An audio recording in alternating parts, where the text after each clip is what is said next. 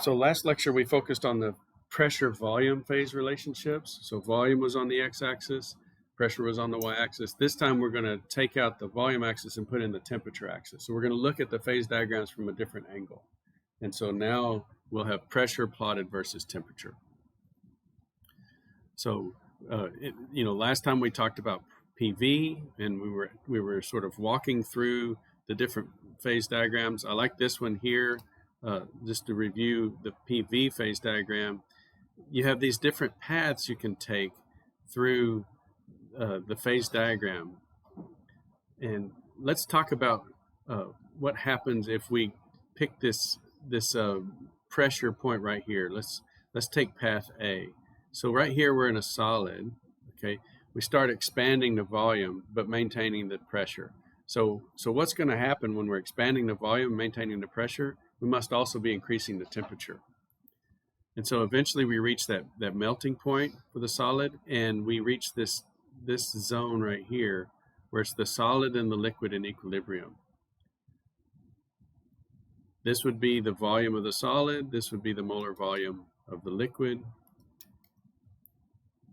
And so we would keep raising the temperature. We would have this piston grow as the liquid grows, the liquid phase grows, and we would be sitting there until all of the solid turned into all liquid. And then we would have this region where we have one phase, it's all liquid.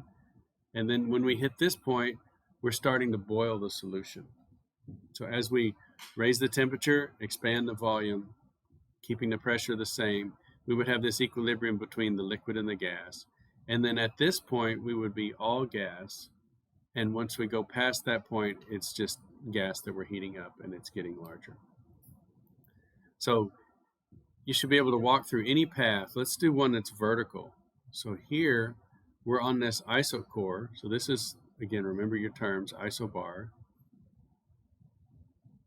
This is isocore. So here we're in a solid gas situation.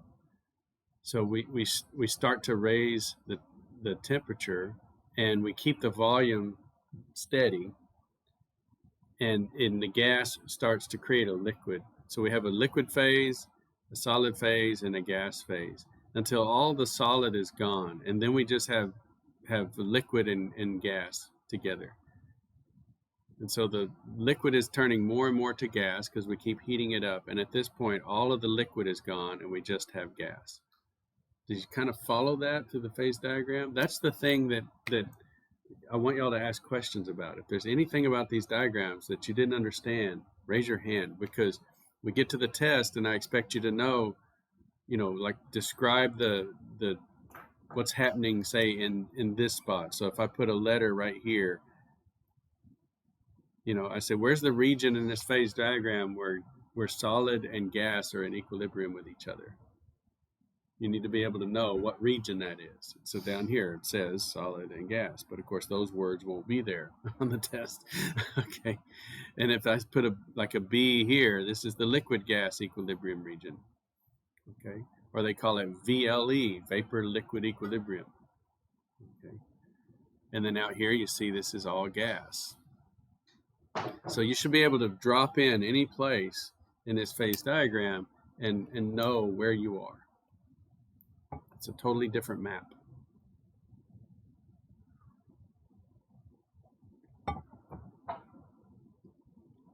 Okay, so let's now take that PV phase diagram and turn it into a PT phase diagram. Okay. So start with the axes. Anytime you get a chart on an exam or in a homework or anywhere in the newspaper, go to the axes first. What's actually being plotted? So this is a PT phase diagram, pressure versus temperature. Now, let's say you don't have these labels. How do you decide where the regions are? Okay, think about this. This is fairly low temperature and very high temperature, low pressure. So what's going to have a high temperature and a low pressure? A gas. Okay, so far to the right, that's a gas. It's the substance at a really high temperature and low pressure is going to be a gas. What about the opposite? What if you cool something down? Eventually it's going to liquefy, and eventually it's going to freeze. So the lowest temperature thing is going to be the solid. And in between the gas and the solid is going to be the liquid. So do you see how you can remind yourself where the regions are? That's the starting point. Once you define the main regions of a phase diagram, then the boundaries are the equilibrium parts between those. So in this region, this is equilibrium of liquid, of liquid and gas. And this line is equilibrium of solid and liquid. That looks like a G.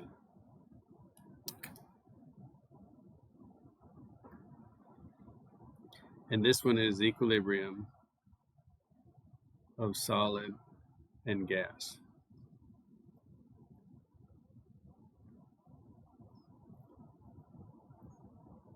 So if you're anywhere on those lines, you have a solid phase, like this, pick this point right here. If you're right there, you have a solid phase in equilibrium with the liquid, okay?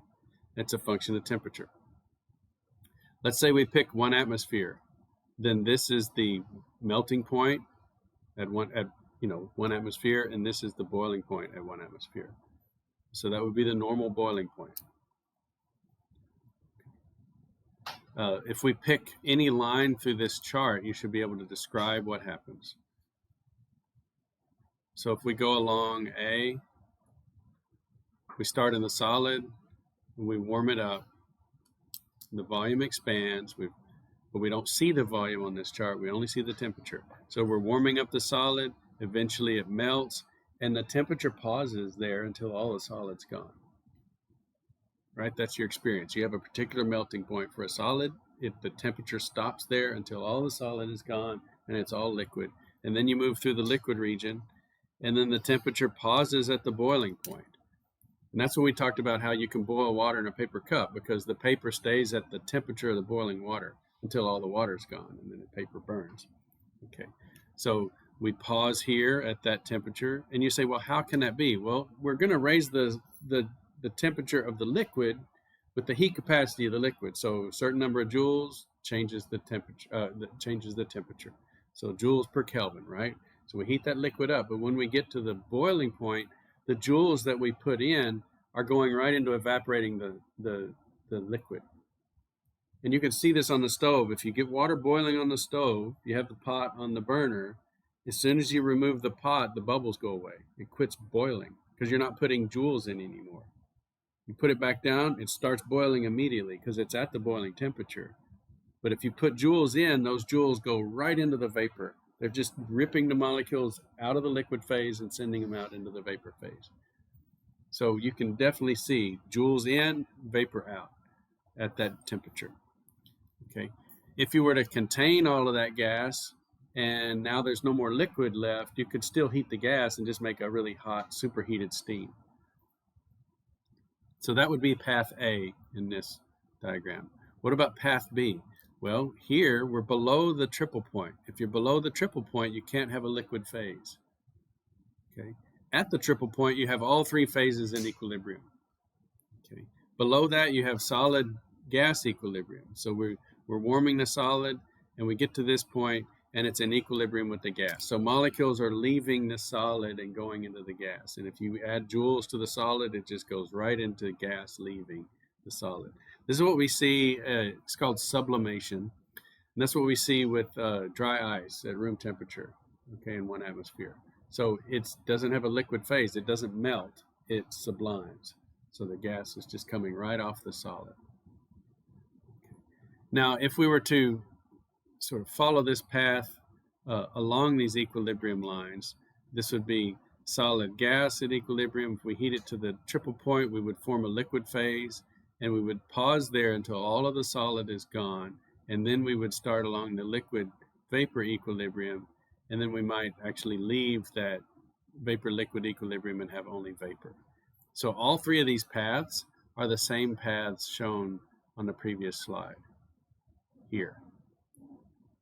So on your own time, when you're studying these notes, look at these three paths in the PV diagram, A, B, and C, and compare them to these three paths, A, B, and C, because they're the same path.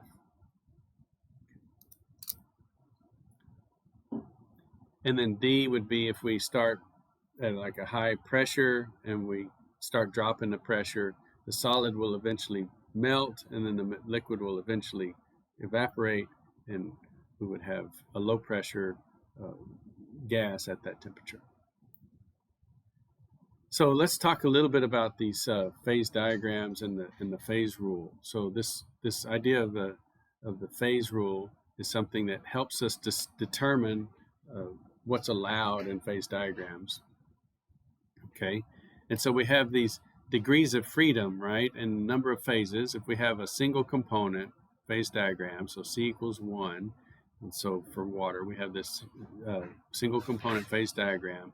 On these lines, we have two phases, and so P equals 2 on all of these lines here, and F is the degrees of freedom right here. So degrees of freedom, I'll just draw a line around that and say that that is equal to F.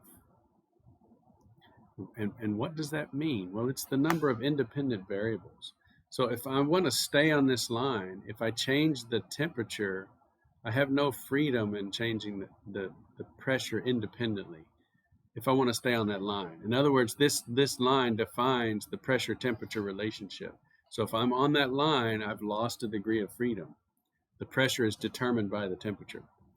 If I get off that line, so I'm in this region, say, of vapor, now I have 2 degrees of freedom. I can change the temperature and the pressure independently.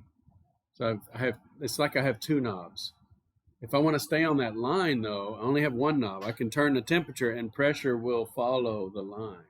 And so that's what we mean by degrees of freedom. How many knobs do I have in terms of independent movement of these variables? And so I don't want to make too much of this because we really don't have that much time.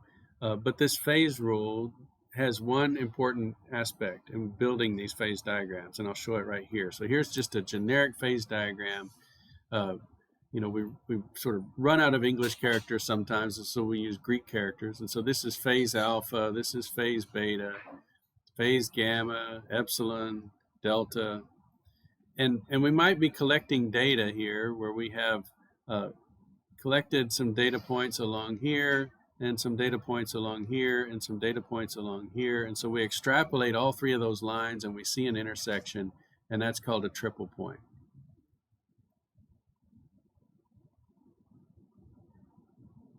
And so we have those in single one-component phase diagrams.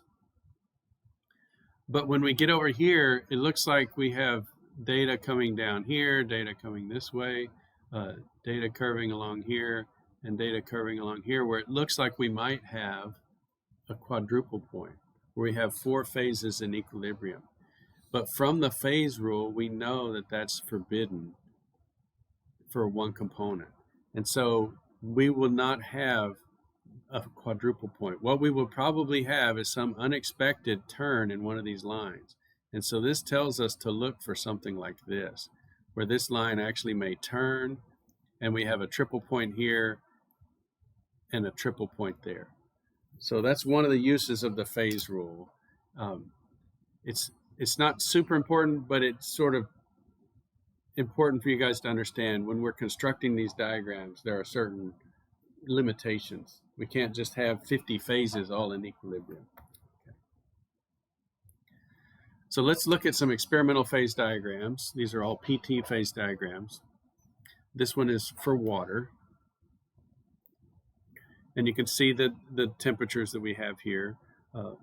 So at 1 atmosphere, we come across, this is the normal freezing point, which is 273.15. We see that right there. Okay. The triple point is very close to that. So this line is shown with a negative slope. This solid liquid equilibrium line, I'll call it SLE, solid liquid equilibrium, is shown with a negative slope, but it's really very vertical. I mean, you see there's only a 100th of a degree difference between the triple point temperature and the freezing point temperature. So that's a very vertical line, but it is slightly got a slight negative slope. And then here's the vapor liquid equilibrium line, the VLE. And where the 1 atmosphere line hits that equilibrium line, that's the normal boiling point, so 373.15. So that's the 100-degree range of liquid water at 1 atmosphere.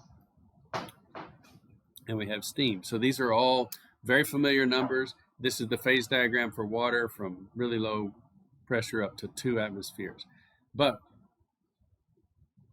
chemists, physicists, we're not interested in just room temperature and 1 atmosphere. So look at the different scale now. So we've kind of broken the scale here. Now we're going up by thousands. So 2,000 atmospheres, 4,000 atmospheres, that's huge. Remember, in terms of pounds per square inch, this is like 28,000 psi. Okay. So that's why the slope of this line changes. It's going up steeply here, but we've got a different Y scale now. And so it goes out here to the critical point, which is at 647.3 Kelvin. Okay. And then we have these solid phases. So above the critical point, so this vapor liquid equilibrium line goes to the critical point, and then out here, there's no liquid phase. This liquid right here should really be labeled, up here, supercritical. So liquid water would be in this region below the critical point, and this would be a supercritical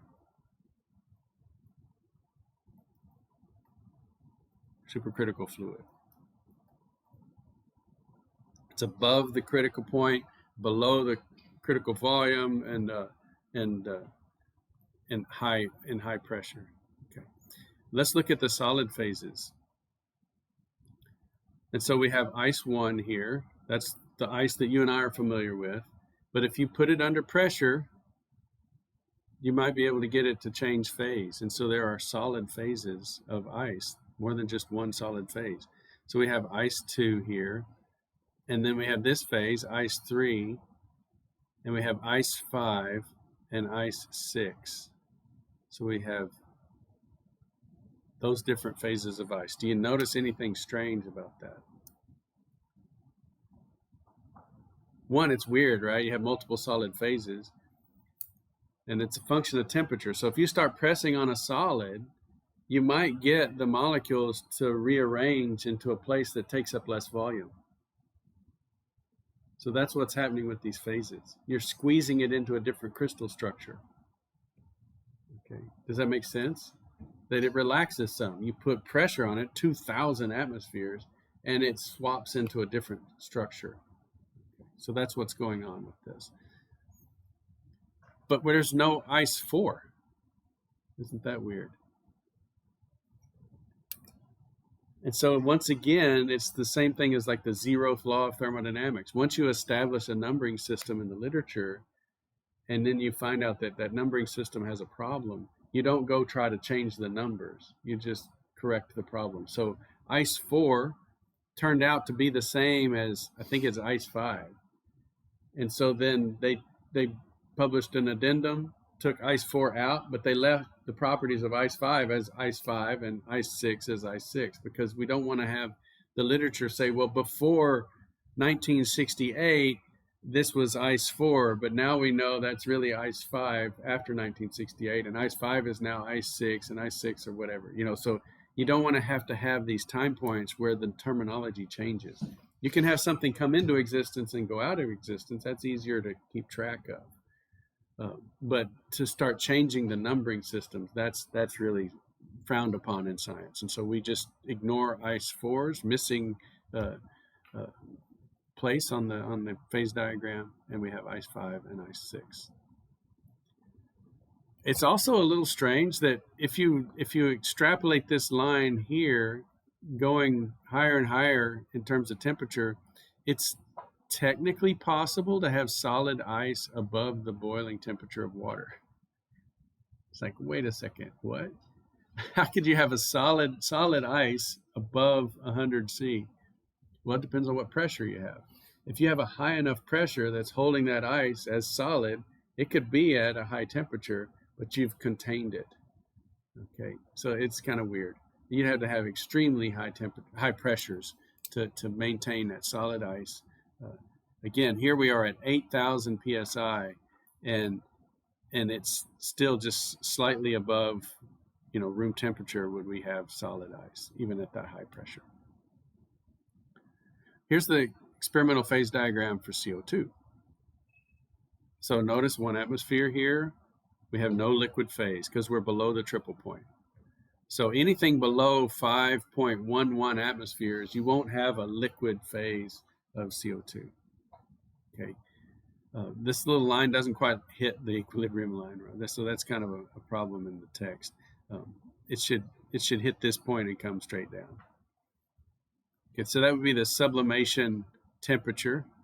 194.7 would be the temperature of dry ice in equilibrium with 1 atmosphere of CO2.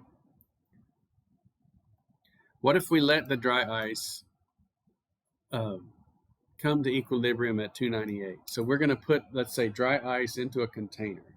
What kind of pressure would it need to hold if we let all that dry ice come to 298 Kelvin? It would be 67 atmospheres.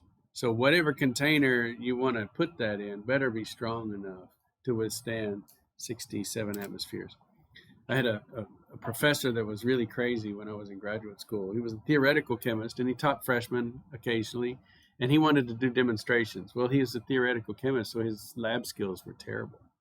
And he was always having accidents in class with 100 freshman students. And one time he was trying to show mercuric oxide decomposing to form oxygen, and you take a little burning splint, which is smoldering, you stick it in the pure oxygen, and it burns really brightly. But to do that, you got to heat up this mercuric oxide and decompose it. And so he's tapping he's nervous, his hand's shaking, and he's tapping the mercury oxide in the test tube on the Bunsen burner to make the oxygen. And he gets so nervous, he breaks the test tube, and all of this mercury oxide goes down into the flame and generating mercury vapor, which is toxic to everybody. And he starts screaming to the students, "Get out, get out, get out." And so I was his TA, and I was watching this. I was like, oh no, this is terrible. So we got all the students out. I don't know whatever happened to the mercury. Somebody cleaned it up.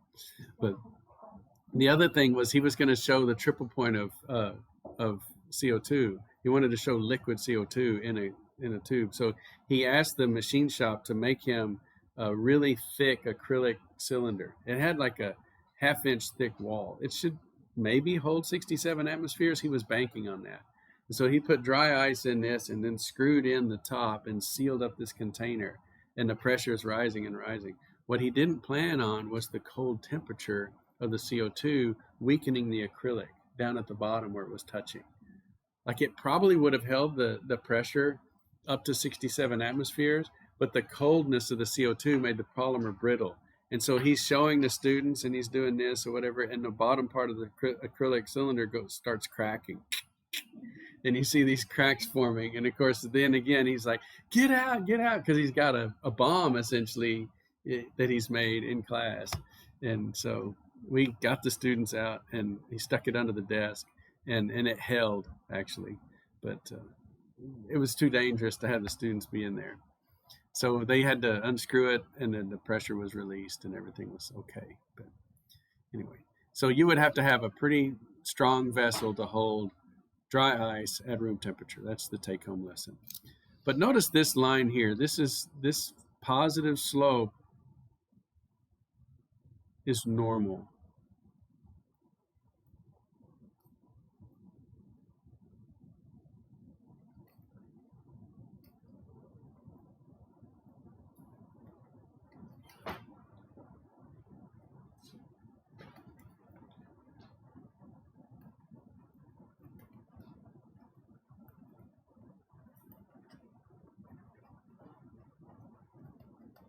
Water's the only exception that I know of. Okay, there may be other exceptions, but this liquid-solid equilibrium line is negative for water. Now, the ramifications of that are that the solid has a larger volume than the liquid, and that means water expands when it freezes. That is a bizarre behavior. Okay, yeah, I mean, you've probably heard that, but we would not have life on Earth if we didn't have water solid being larger than water liquid, because that's what cracks the rocks and creates soil and weathers rocks and soil and so on. It's been essential for creating soil and breaking the nutrients out of solid rock. This is the experimental phase diagram for helium. It's a little bit bizarre. It's on a log scale over here. Notice this is going up by powers of 10. We have two liquid phases of helium. Now this is bizarre. What makes the two liquid phases? Since liquids are amorphous and flowing past each other, what would make a different liquid phase? And this superfluid phase of liquid helium has a zero surface tension.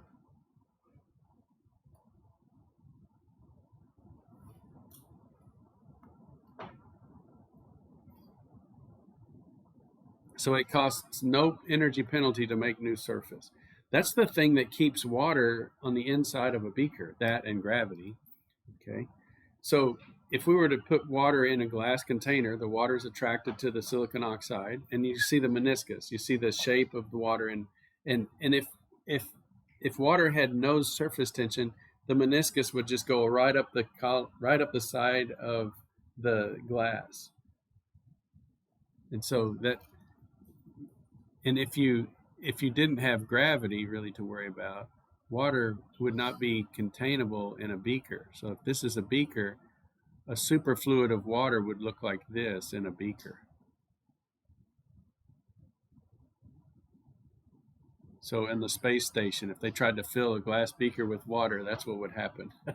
It would coat the whole surface of the beaker, because the beaker has a higher surface energy than the water, and so the water would coat the whole surface.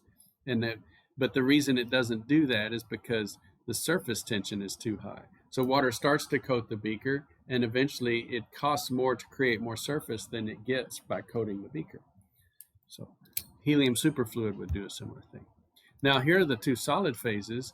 Now it's pretty, helium is just going to be atoms, and you can stack atoms like this in kind of a cubic pattern, or you can stagger them. So body center cubic versus hexagonal close pack, those are two easily described solid phases, and that's what we see in the solid phases of helium.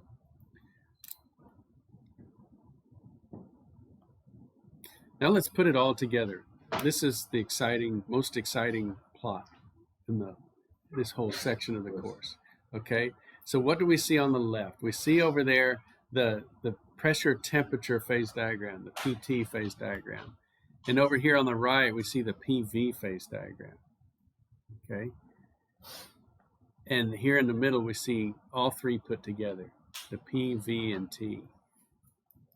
So notice when we're looking at the PV phase diagram, these liquid, sort of this sort of sloping face is the liquid gas equilibrium region, and this angled solid liquid here is this slanty piece right there.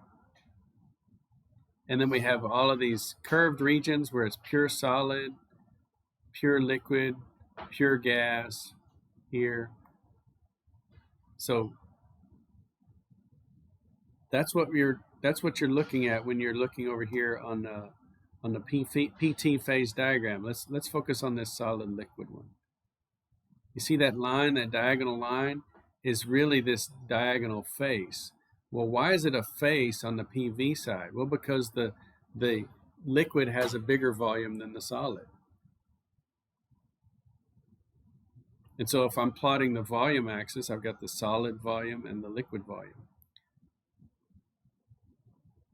But if I'm over here just looking at the temperature effect, there's no temperature difference between the solid and the liquid at the melting point. Over here, the boiling points. So this liquid gas equilibrium, that's the boiling region. And so anything along this curve right here, this vapor liquid equilibrium curve, is in this face right here where we've got the gas and liquid in equilibrium. That's the boiling region.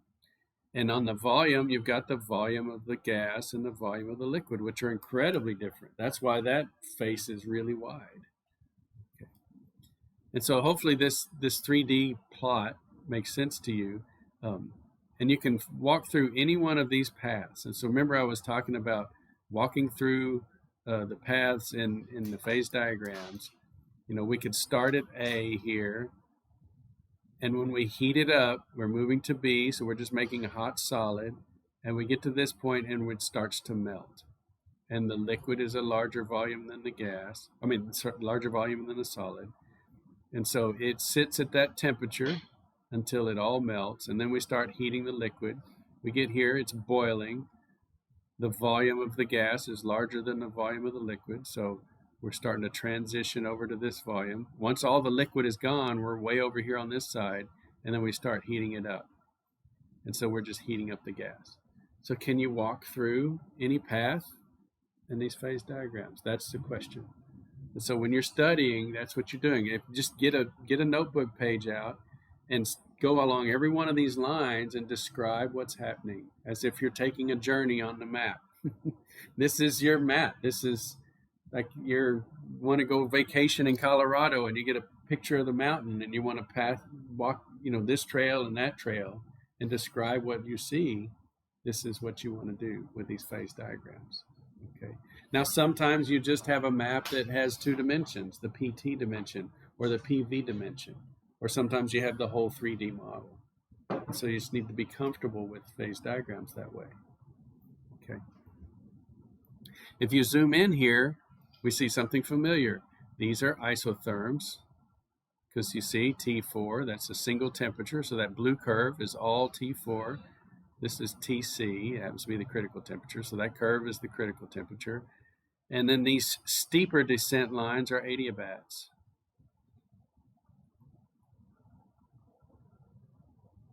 And we have the adiabatic compression and expansion, and so this is the Carnot cycle. So that's where the Carnot cycle fits on this mountain.